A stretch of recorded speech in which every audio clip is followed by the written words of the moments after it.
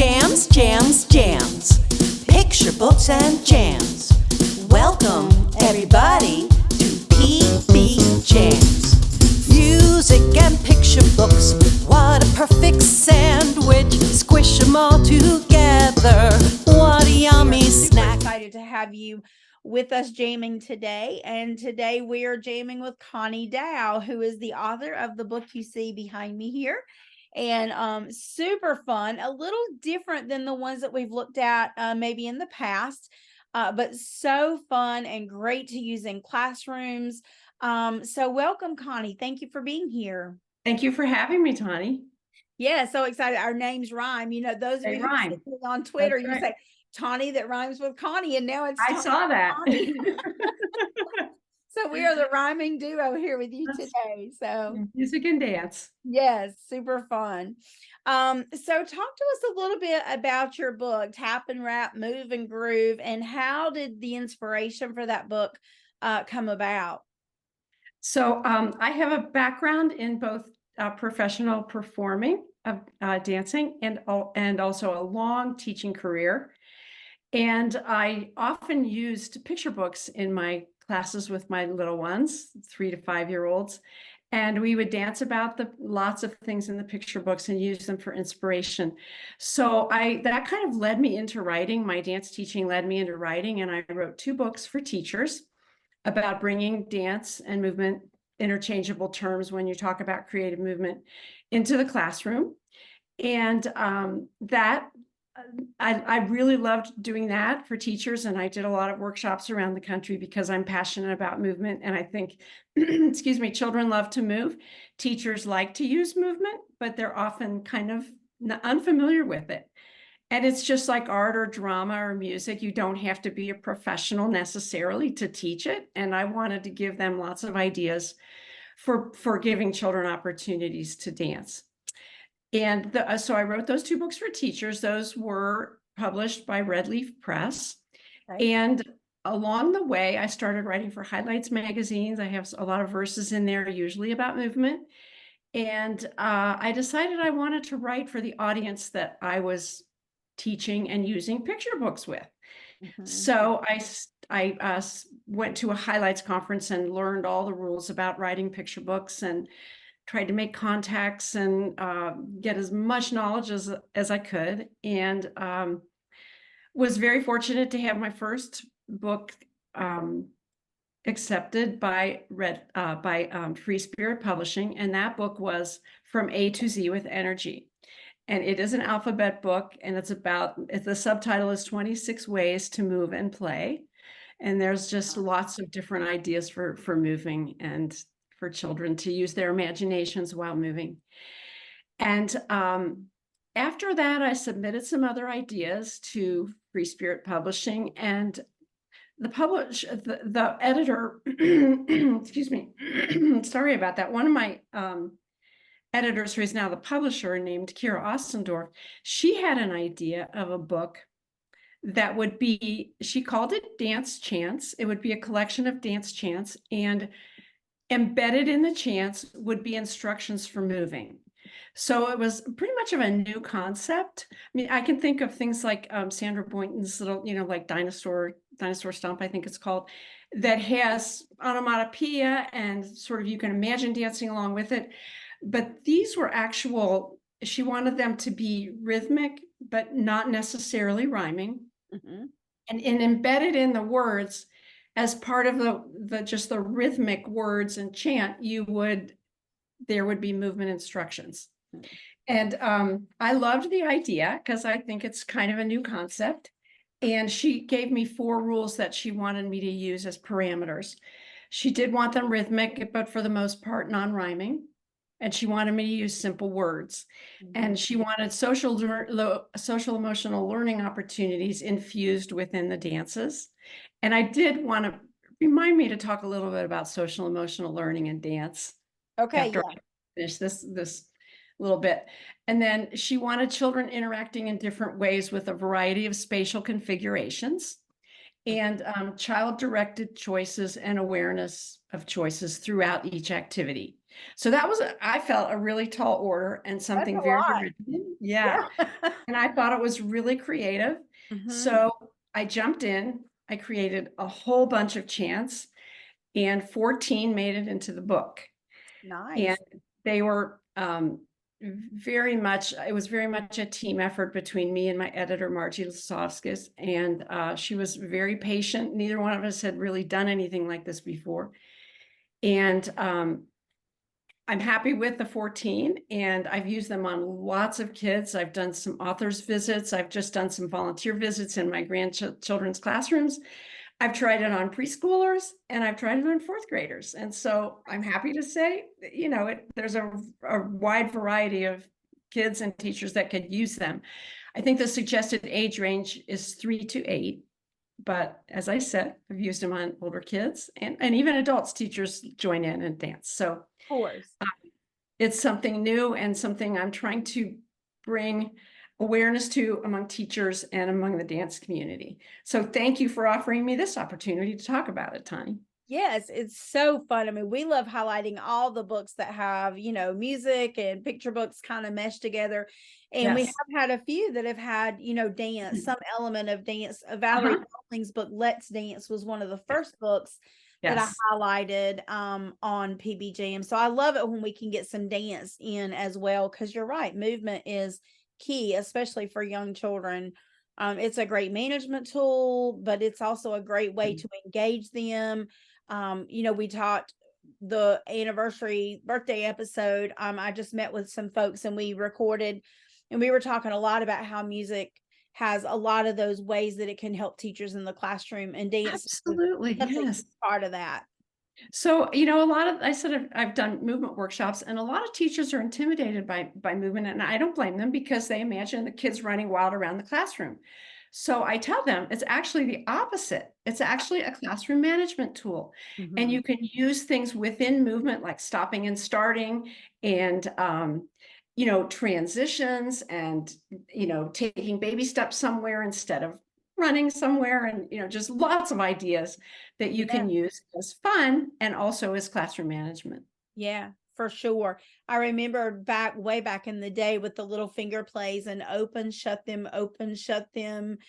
give your hands a clap, open, shut them, put them in your lap, Definitely. Those, yes, Yeah. definitely. Yeah, all those things are great ways to get kids engaged, but in the way that you want them engaged. So yeah, great management tool. And they're still having fun. They think it's just fun. That's exactly right. It's a great way.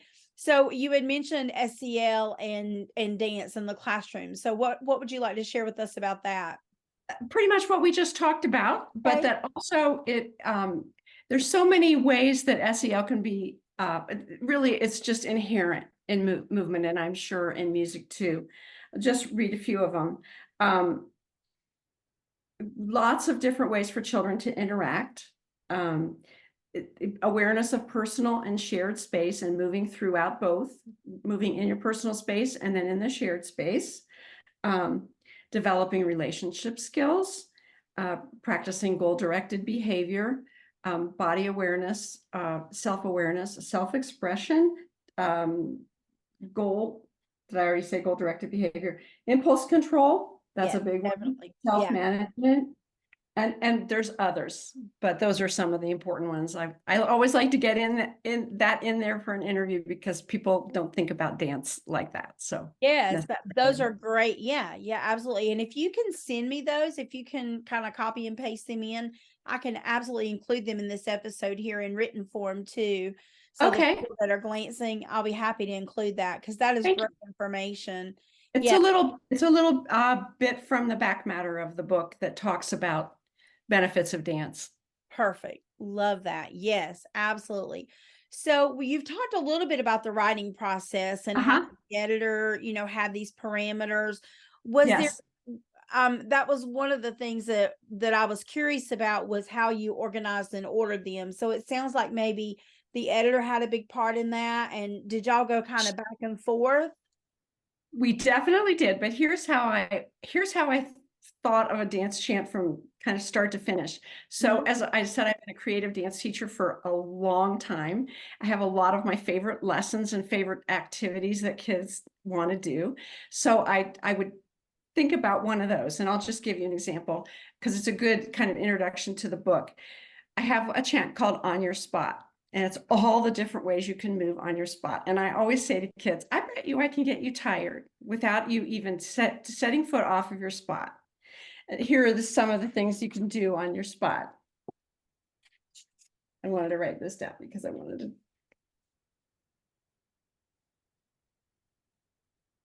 So of course I can't find it right at the moment, but you can jump, you can hop, you can march, you can turn, you can reach, you can stretch, you can go down, you can go up. Anyway, there's a variety of things that you can do. Yeah. You can run in place as Yeah. fast as you can. So kids always enjoyed this activity. So I always started with the kernel of the activity.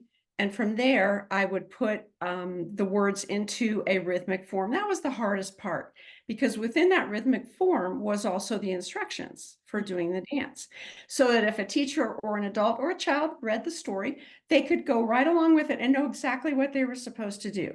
So I had to be really careful with my words, sparse, but make them very understandable and simple, and also in a rhythmic format.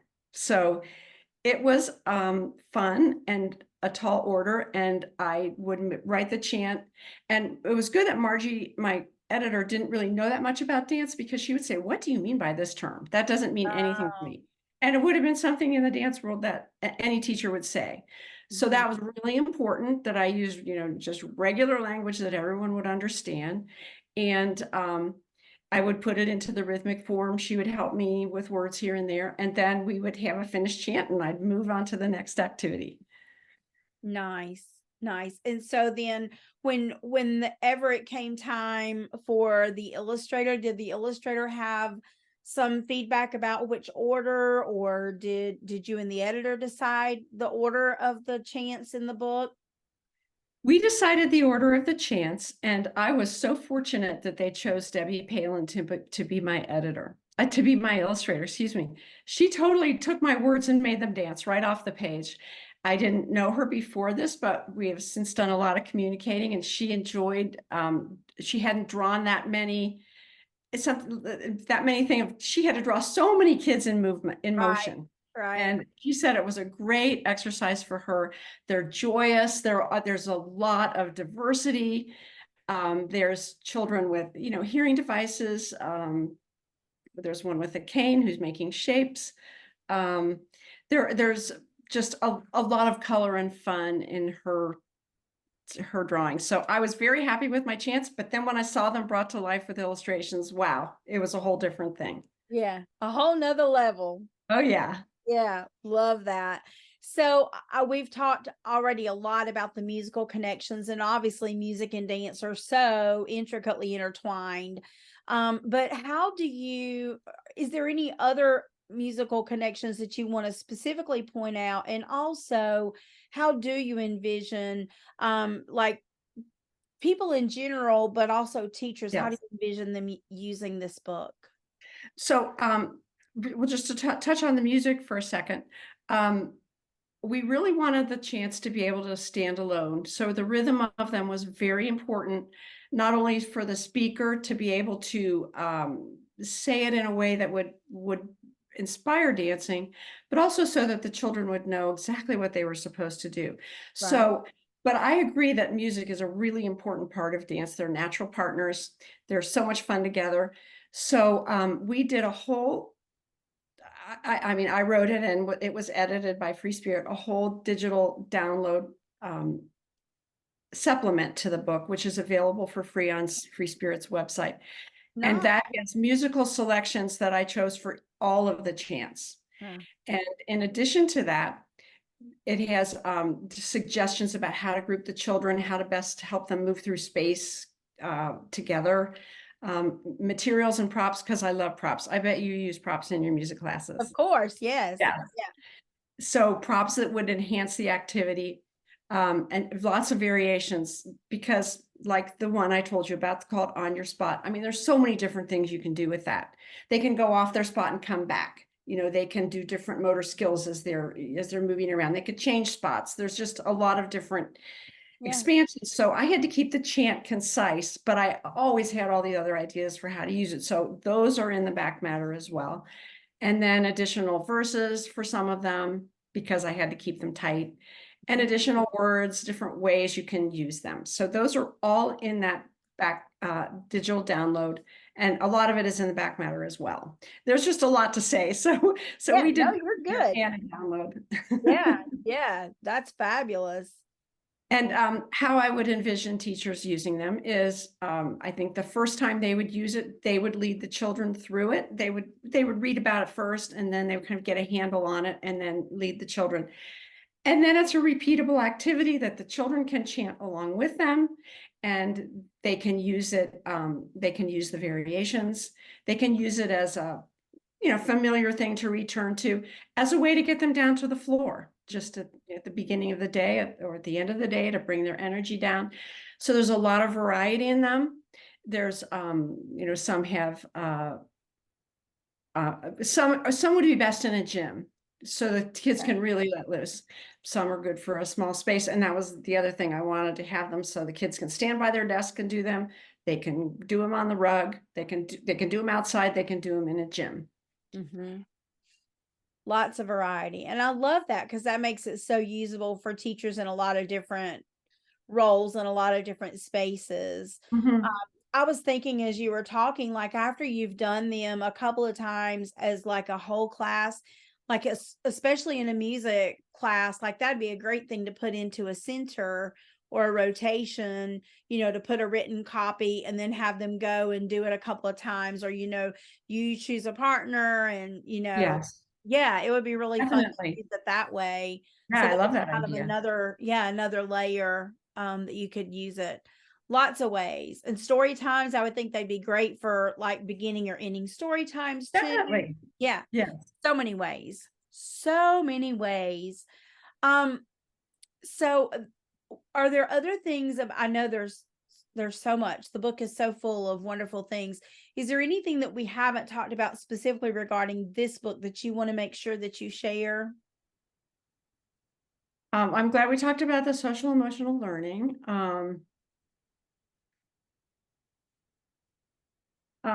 Let's see if there's anything really specific. I don't think so, Tony. I think we touched on the important things that I like to convey. Okay, good. I just want to make sure I hadn't left anything out that we needed to touch on.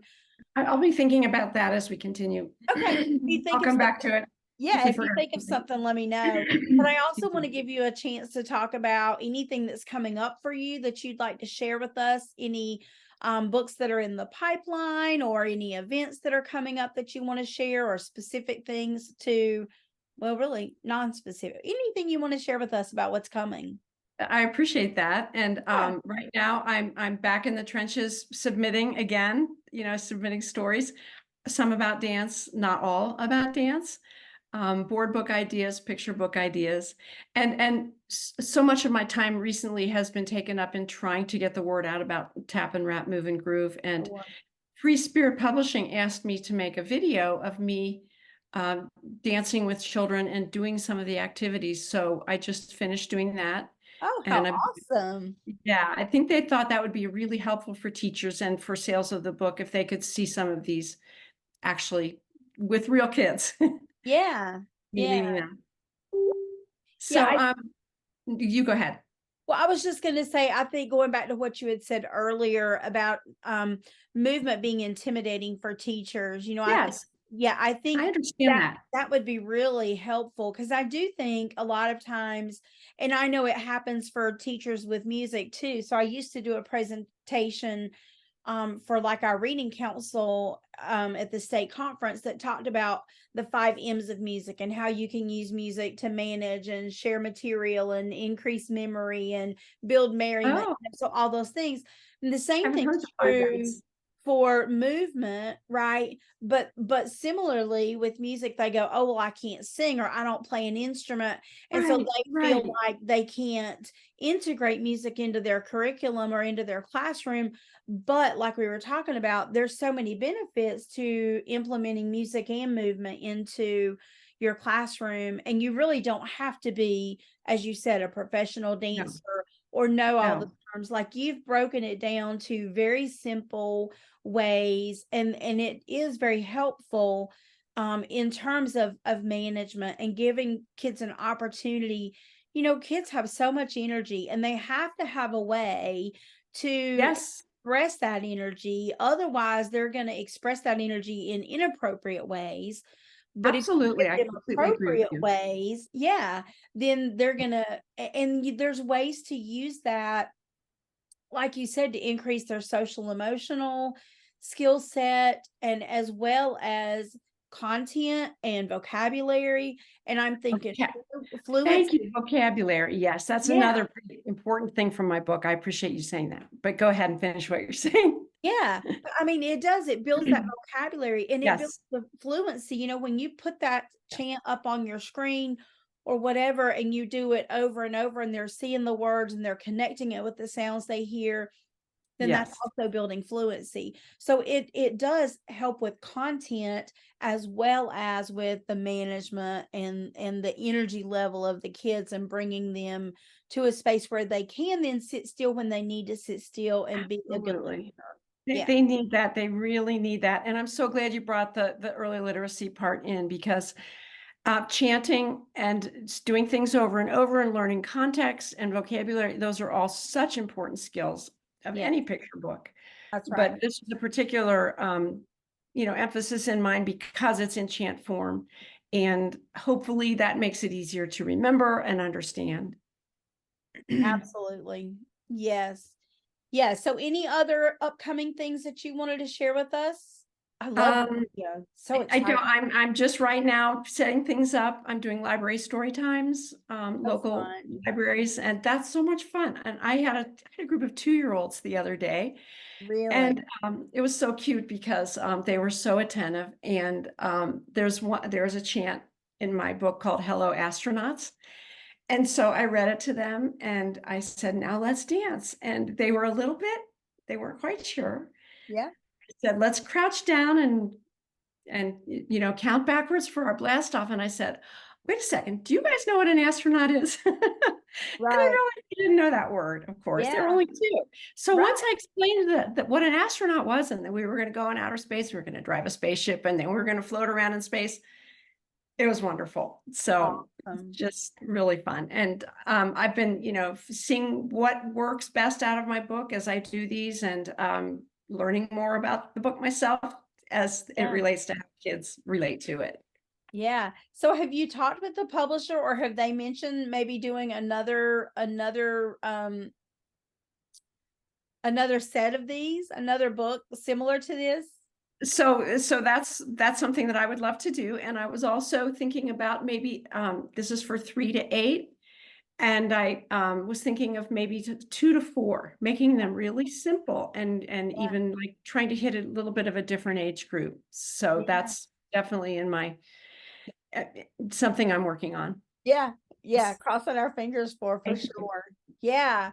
Yeah. So fun. So many fun ways that you could use this. As Connie said, in the classroom, but also families at home. Oh, Great way yes, to get the wiggles out at home. Some things you could do before bedtime or first thing in the morning to get your kids up and going. definitely. So daycare centers, as she was saying, I love that, vocabulary again, coming back in with the Yeah. astronaut. Yeah. Yes. Yeah, building that vocabulary, giving them those experiences that they might not get in a way that's very tactile and movement oriented. And So movement and dance, repetition and rhythm and rhyme. Children love that. They love to learn that way. And it's so much fun to think about what they would like to learn and put it into something that you hope they can relate to.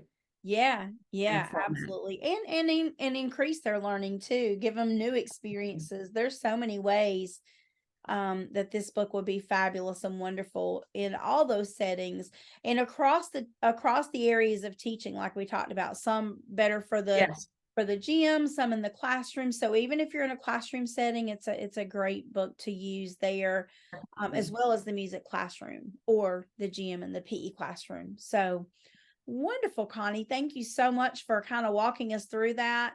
It's a fabulous book, guys. Tap and Rap, Move and Groove. There it is, live and in person. And you can, let me just show you. Yeah, just open it and show some of Debbie's beautiful illustrations. Yes, that's a fun one. Yeah, look at that. Get the little girl in the purple there is so funny. So I actually used that in my grandson's fourth grade class as she had drawn the different emotions in that, and I just had the pencil drawings, and yep, that's a fun one too. And they really related to the kids. And these were oh no, actually it was they were fifth grade. And the one that is about being sad, they labeled that as heartsick, I think. They were having their little crushes. And they thought that little girl, I just thought that was so interesting that a fifth grade. Yeah. Yeah, but there, there again, context, right? In their Definitely. context, Tapping into your emotions and in a kindergarten or first grade context, that would be probably a little different. But yeah, that's by then that's kind of where their hearts are. I thought that was so cute. So, we have Earth Day coming up. So Connie has one in here called Earth Dance with all these different ways to move and talking about all the aspects of Earth. So that would be a fabulous one with Earth Day coming up. Thank you for reminding me that. I'm gonna do something in conjunction with Earth Day. Yes. Yeah. Lots of great ones. And Quack Quack Quack Moo. That's a silly one. So many fun ways to move and different topics. And the one we were talking about here, perfect for that SEL and talking about feelings. I mean, every kindergarten class and preschool usually, talk about feelings. Absolutely. One called Gallop Down the Line. So, and that's a big motor skill one for sideways gallops, and it's fun to do. Yes, perfect. That's one that would be perfect for the PE classroom. Yes. Where you have lots of room, or I have lots of room in my music classroom, so I could, but that would depend on but even outside, like the nice thing is that with these chants, you don't have to have special equipment. You don't have to have music. No, you don't have to have any equipment. That was yes. Right. So you can take them out with you to recess, and like when it's time to gather the kids up for recess to come in, that would be a great transition piece because they never want to come in, they always want to come out. Transitions are hard. But if you had something fun like that they could look forward to as they're coming off the playground, if you just have the book and you hold the book up and then they're like, oh, it's time, and they're going to come running, Well, that would be wonderful. I hope that happens. Yeah. Lots of great ways. Well, I'm going to talk more about those great ways in the blog post below. So make sure that you check all the great ideas out. I'm going to have Connie's links below where you can purchase your very own copy of this book to hold up on the playground or wherever you are. And also lots of ways to use it in the classroom. Connie has some writing tips that she's going to share. I'm going to have some writing prompts that you can use either with your kids or for yourself if you're an author.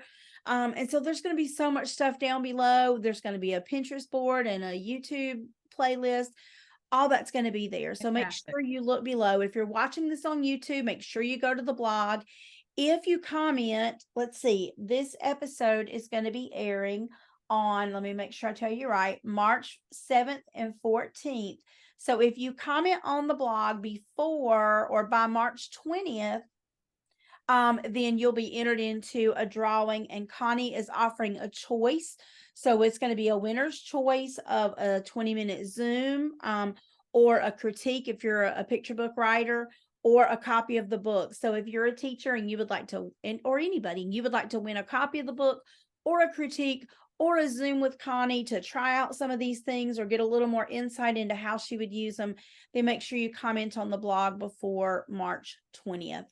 So thank you so much, Connie, for being here. First of all, thank you.